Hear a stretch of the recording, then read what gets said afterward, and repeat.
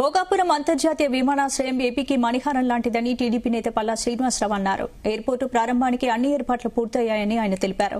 ప్రధాని నరేంద్ర మోడీకి ఘనంగా స్వాగతం పలుకుతామని, ఎక్కడ లోటు రాకుండా చూసుకుంటామని తెలిపారు. విశాఖలో జరుగుతున్న అభివృద్ధిని చూసి తట్టుకోలేక అడ్డుకోవడానికి మాజీ సీఎం జగన్ ప్రయత్నిస్తున్నారని ఆరోపణలు చేశారు. కుట్రలు కుతంత్రాలతో అభివృద్ధిని ఆపలేరని మండిపడ్డారు. రానున్న కాలంలో ఏపీలో మరిన్ని అభివృద్ది కార్యక్రమాలు చేపట్టబోతున్నామని పల్లా శ్రీనివాసరావు అన్నారు.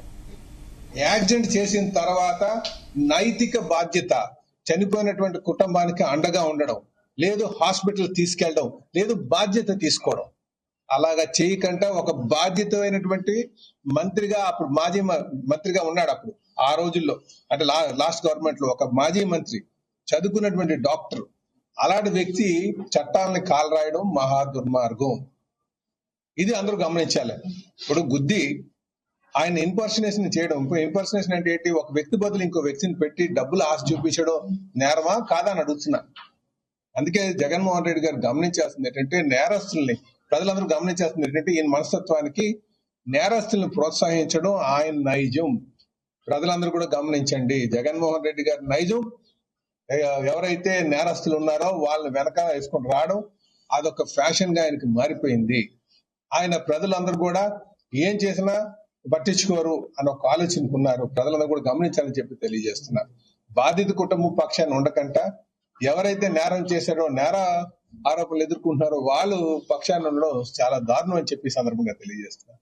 ఇది ఎవరు కూడా ప్రజానాయకులకి ఉండవలసినటువంటి లక్ష్యం కాదు, లక్షణం కాదని చెప్పి సందర్భంగా తెలియజేస్తున్నారు.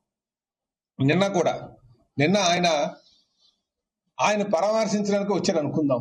ఏమంటే 5 గంటల టైం ఇచ్చినప్పుడు 5 గంటల కోసం వెళ్ళాలి కదా. 5 గంటలు దాటిన తర్వాత వెళ్ళడం ఏంటండి?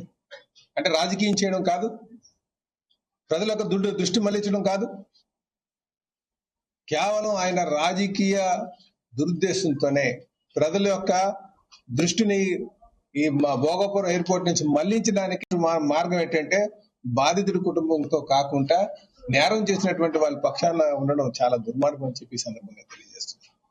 ఇంకోటి చెప్తా, బుద్ధి నేరం కింద మోపింది కూడా, చట్టాలు తయారు చేసింది కూడా ఆల్ గవర్నమెంటే.